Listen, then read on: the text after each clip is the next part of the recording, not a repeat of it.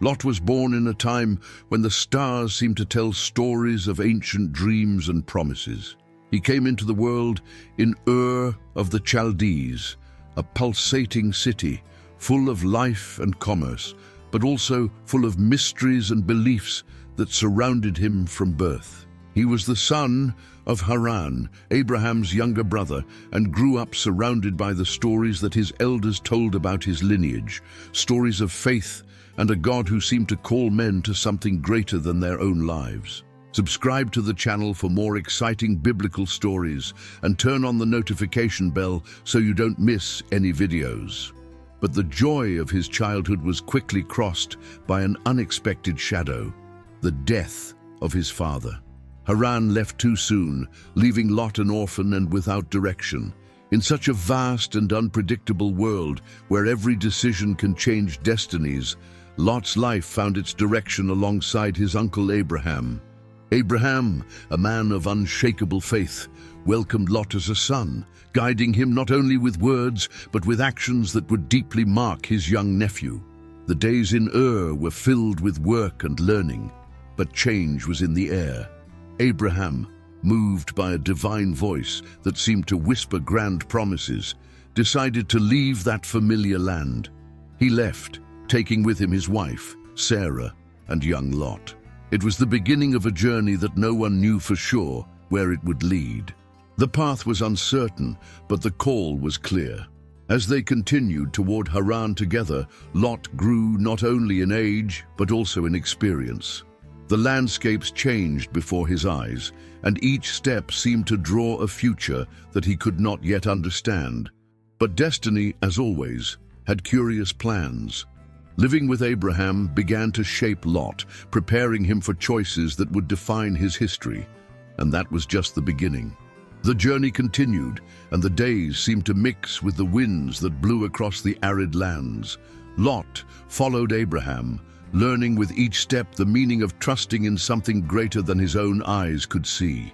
Haran, the place where they finally settled temporarily, was a land of opportunity, but also a point of reflection.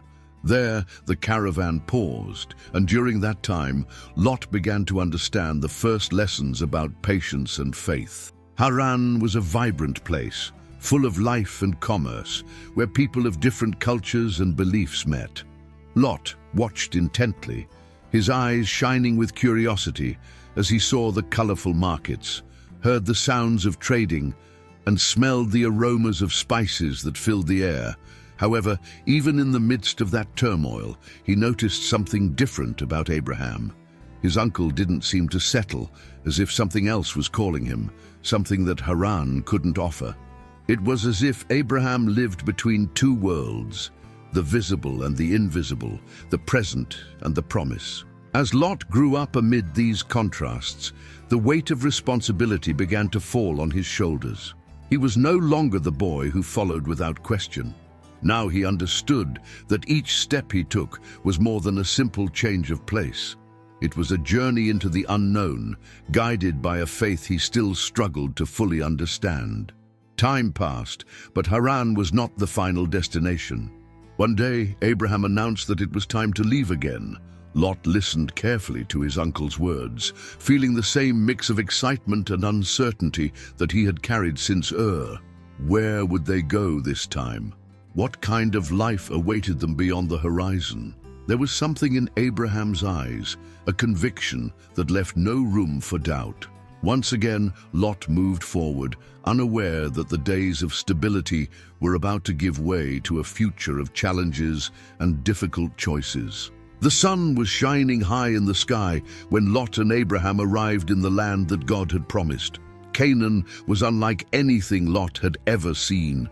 The fields were vast, the hills rolled gently, and the horizon seemed endless. There, divine promises began to take shape, not only in Abraham's words, but in the wealth they both accumulated. Time passed, and both Abraham and Lot prospered. Their herds grew, their servants multiplied, and their tents spread across the territory as if announcing the beginning of a new era. However, prosperity brought challenges. The lands that once seemed infinite now seemed narrow before the abundance they carried. Abraham and Lot's shepherds began to argue. There were constant disputes, shepherds fighting for water, pasture, and space for their flocks. The tension grew, and Lot felt the weight of responsibility on his shoulders. He knew something needed to be done, but he never imagined the solution would come from his own uncle. Abraham, always wise and generous, called Lot for a conversation under the shade of a large tree.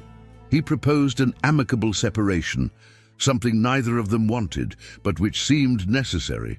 "If you go left, I will go right, and if you go to the right, I will go to the left," said Abraham calmly, his eyes full of understanding. Lot was silent for a moment, looking around. He knew this choice would mark a turning point in his life. Lot looked up and saw the plains of the Jordan, green and fertile, like a paradise that stretched all the way to the gates of Sodom. It was a land that promised wealth and ease, something he could not ignore. With a heart full of expectations, but without imagining the consequences, Lot chose the plains. He left, taking his family and his flocks, while Abraham's gaze followed him from afar. The plains of the Jordan were everything Lot had imagined and more. The vibrant green of the fields seemed to promise bountiful harvests and endless pastures for their flocks. The water ran crystal clear through the rivers, reflecting the sky as if carrying the glow of a blessing. Lot set up his tents there, close to the cities that dominated that region, Sodom and Gomorrah. They were rich cities, full of movement, with markets that were always full and noisy, streets that told stories of opulence and decadence.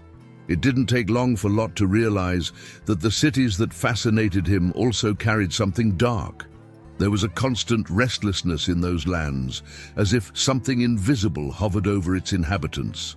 The men of Sodom were known for their corruption and the injustices they committed without the slightest scruples. But Lot, perhaps out of necessity or perhaps out of optimism, decided to remain. After all, there was everything he had chosen: a fertile land full of opportunities and amenities that promised stability for his family. However, living so close to Sodom required caution. Lot knew that he could not get involved in the customs of those people, and he tried, with difficulty, to remain intact in the midst of that chaos. The days went by, and he seemed to find some balance, even in the face of the contrast between the silence of the plains and the turbulence of the city. But with each visit to Sodom, it became clearer that the security he had sought there might not be as solid as it seemed. Lot's heart was a constant conflict between the promise of abundance that those lands brought and the growing discomfort with everything he saw around him. He could not imagine that the choices he made at that moment would be the beginning of a path full of dangers and decisions that would put his faith and his own life to the test. Time passed, and the tranquility of the Jordan plains was interrupted by a sound that Lot did not expect to hear: the roar of battle. 4 powerful kings came together to fight against Sodom, Gomorrah, and other cities in the region. The conflict spread like wildfire, dragging everything and everyone in its path. Lot, with his family and possessions, was caught in the whirlwind of this war, unable to escape the reach of the invaders. Before long, he and his people were taken prisoner, taken along with the spoils of the battle. The news of Lot's captivity quickly reached Abraham's ears. When he learned that his nephew was in danger, he didn't hesitate. Abraham gathered loyal men, armed not only with swords, but also with courage. No one expected that such a small group could face such powerful kings. But Abraham did not rely solely on the strength of his men. He knew that God was with him and that trust was his greatest weapon. The surprise attack led by Abraham took place at night, under the dark cloak that hid his movements. It was a quick and unexpected confrontation, and the kings who thought themselves invincible were defeated. Lot, along with his family and possessions, was released. Abraham brought back the nephew he loved so much, and that moment seemed like a breath of relief amid a series of difficult choices. But something in Lot's look when he returned to his lands showed that he had not yet learned everything. Despite having experienced the fragility of the cities he had chosen to live in, he returned to take up residence near Sodom, as if something trapped him there. Maybe it was the promise of safety, or the comfort that those lands still represented. One night, when the silence of the stars covered the plains around Sodom, two mysterious visitors arrived at the city's entrance. They had an ordinary appearance, but they carried something in their presence that seemed to disturb the air. Lot was sitting by the gate as he often did, watching the movement and faces passing by. Upon seeing them, he stood up immediately, as if he instinctively knew that these men were not mere travelers. With a gesture of hospitality that was no longer common in Sodom, Lot approached and insisted that they go to his home. "Come, stay with me tonight," he said, almost as if he was trying to protect them from something he knew was inevitable. At first the men refused, saying they would stay in the square, but Lot insisted, almost begging. Finally, they accepted his invitation. The night seemed peaceful until a growing sound began to echo through the streets of Sodom. Footsteps, voices, screams. Men from all corners of the city began to surround Lot's house. They demanded that the visitors be turned over to them, their dark intentions clear and threatening. Lot went out to try to calm them down, pleading for the safety of his guests. "Don't do this evil thing," he said, but his words seemed useless in front of the crowd. The tension in the air was palpable. Then, something extraordinary happened. The visitors, who until then had remained calm, demonstrated a power that Lot could not have imagined. With one gesture, they blinded the men in the crowd, leaving them unable to find even the door of the house. As chaos raged outside, the two visitors turned to Lot with a seriousness that chilled the air. "Gather your family," they said, "for this city will be destroyed." The warning was clear and urgent. But there was still so much to do, so many ties to break, so many steps to take before the sky fell on Sodom. Lot would need to act quickly, but the weight of choices was beginning to crush his shoulders. Destruction was at hand. The first rays of the sun were beginning to touch the horizon when the visitors hurried Lot once again. The urgency in their voices was unmistakable. "Take your family and get out of here, now!" Lot felt his heart racing, but his feet seemed stuck to the ground. He called to his wife and daughters, trying to explain what was happening, but the words seemed to falter. There was so much to leave behind: the house, the possessions, the life they had built. But there was no time for hesitation. The sky grew darker with each passing moment, as if creation itself was holding its breath. The angels insisted, almost dragging Lot and his family out of the city.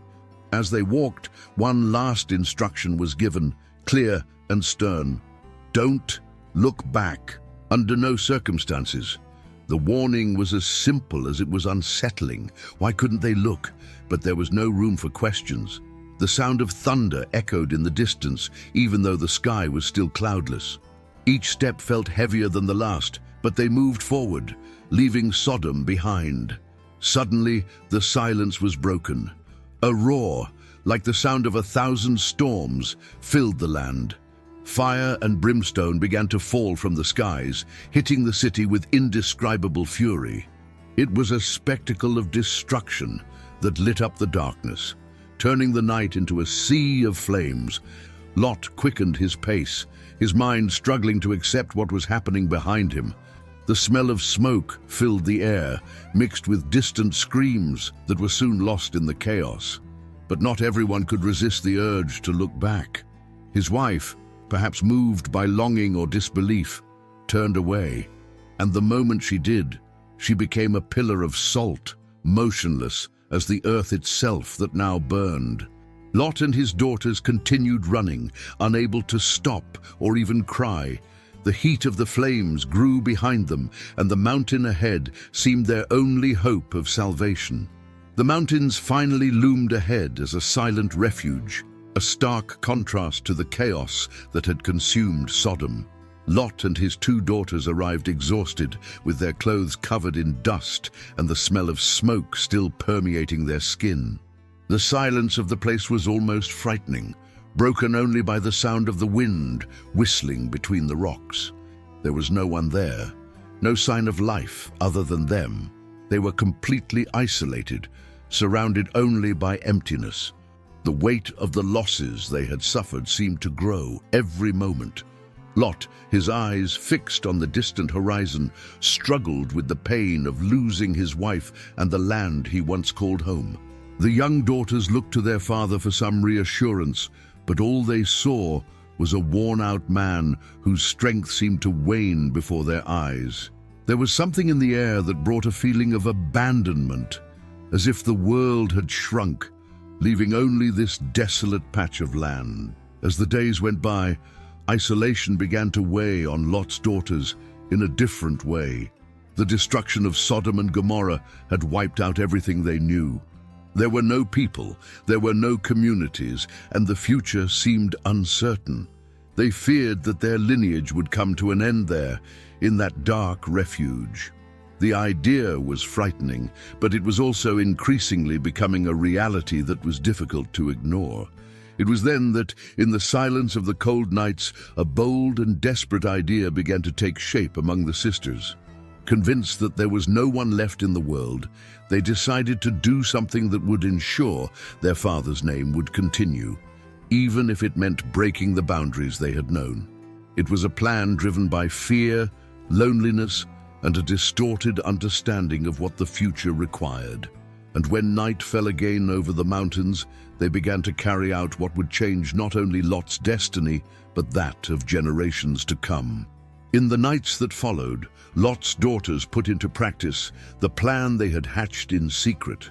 The loneliness of the mountains, the emptiness left by the destruction of everything they knew, seemed to echo in every decision they made.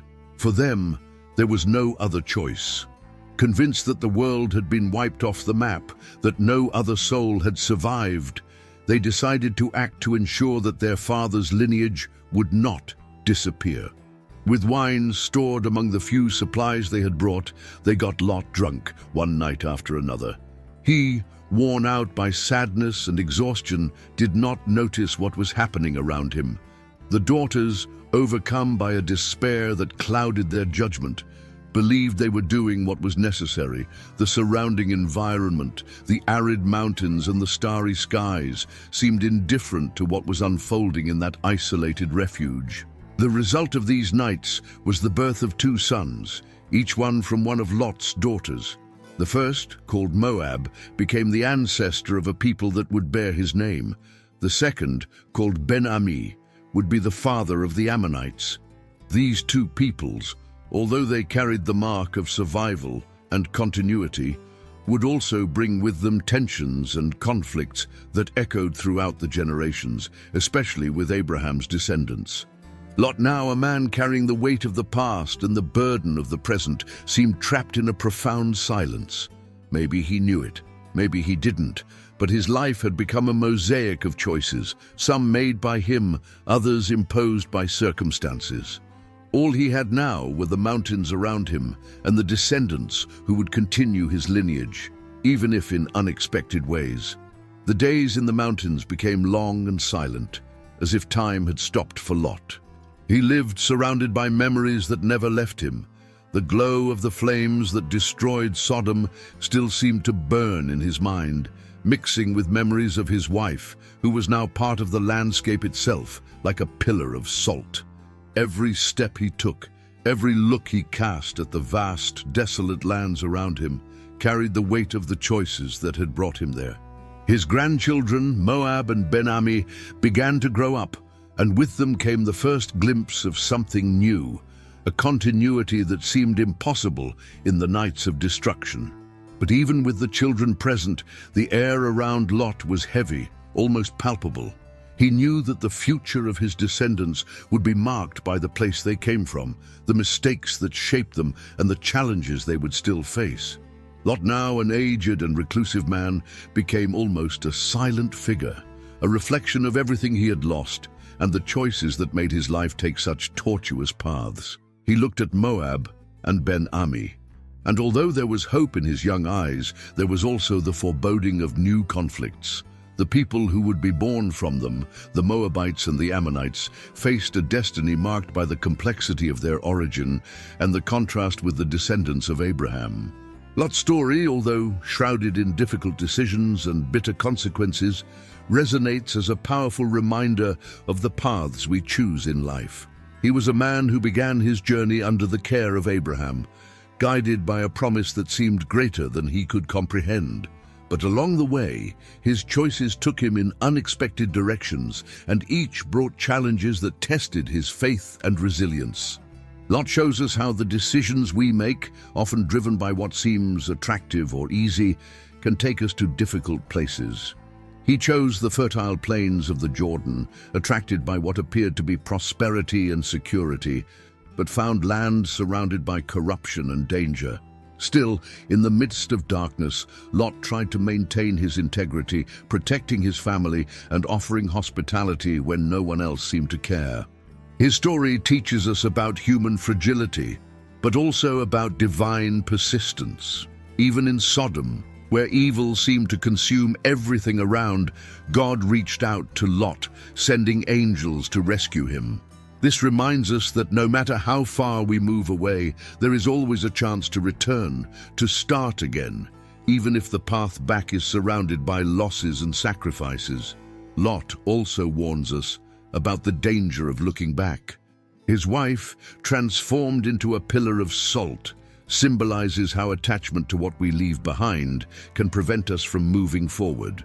Looking at the past with regret or excessive longing can paralyze us, while the future demands that we move forward, even when the unknown scares us. In the end, Lot is a reflection of the human struggle, a journey full of ups and downs, failures, and moments of courage. His life invites us to reflect on the choices we make, the priorities we establish, and the faith we carry, even on the darkest nights. And so, his story stands as a beacon for those who face life's winding paths. If you liked Lot's story and want to continue following other stories of faith and overcoming, be sure to like this video and share it with those you love. And of course, subscribe to the channel so you don't miss any new content. Together, let's explore more powerful lessons from the Bible.